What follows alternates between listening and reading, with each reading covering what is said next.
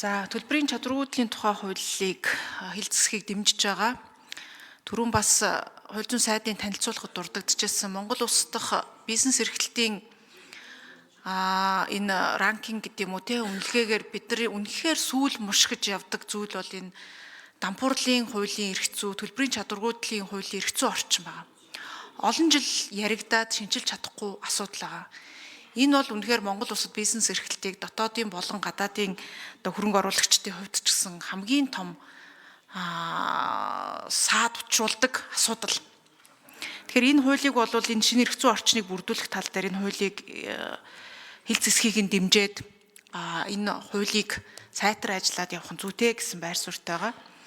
Тэгээ дампуурал буюу энэ төлбөрийн чадваргүйтгэлийн тухай хууль маань өөрөө цаад агуулга нь хувийн хвшлийнхаа эрүүл тогтвортой юм шудрах орчныг бүрдүүлэхэд л зорж байгаа. Тэгээ бизнесийг шууд дампууруулад дуусгачин гэхээсээ илүү аврах боломжоор хангах хууль эрх зүйн орчныг бас бий болгоё гэдэг ийм үзэл санаагаар орж ирж байгаа бас дэмжиж байгаа. Тэгээ амьдрах чадвартай бизнес нь зах зээлдээ үлддэг.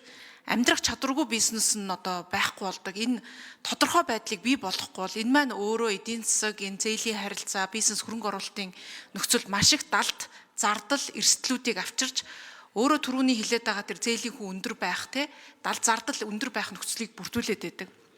Тэгээ амьдрах чадвартай бизнес маань өөрөө ингээд үлдээд дампуурхаасаа өмнө арга хэмжээ аваад үлдэх юм бол ажлын байр ч гэсэн доктортой хадгалагдана. Амьдрах чадваргүй зах зээлийн эрүүл цэвэрлэгээний үр дүнд амьдрах чадваргүй компани байхгүй болохгүй бол Монгол улс чинь бол компанийг дампууруулад шүүхээр эцэслэн шийдвэрлүүлэх бараг сарлуу нисгтэй адилхан хэцүү ховор зүйл болоод байгаа. Ерөөсөө чаддгүй байхгүй тэр процесс бол ерөөсөө явж чаддгүй. Тэгээ эцэст нь бол олон улсын нэршлэрээ зомби компаниуд гэж байдаг. Баахан дампуурлуу эцлүүлж чадаагүй ийм л цаасан дээр компаниудтай бий болцсон. За ингээд энэ дээр бас нэг хэлэх ёстой юм нь аж ахуй нэгжүүдийн мэдээж энэ бизнес орчныг сайжруулна. Дээр нэмээд хэрвээ аж ахуй нэгжүүд төлбөрийн чадваргүй эсвэл бизнес нь дампуурах юм бол түүнээс авлагатай нэхэмжлэгчдийн эрхийг тэгш хангах асуудал бол маш чухал.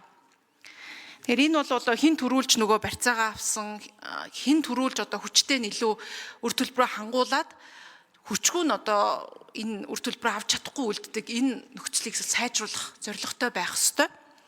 Тэгэхээр энэ шудрах хуваарлтын асуудал бол бас энэ төлбөрийн чадваргүйтгэлийн тухай хуулийн хамгийн том бас нэг зорилтын нэг байх ёстой. Тэгэхгүй бол бас энэ асуудлуудыг харахаар компаниуд дампуурхаасаа өмнө өөрийн мэддэг таньдаг хүмүүстэй хөрөнгөөдөө тараагаад гаргацдаг.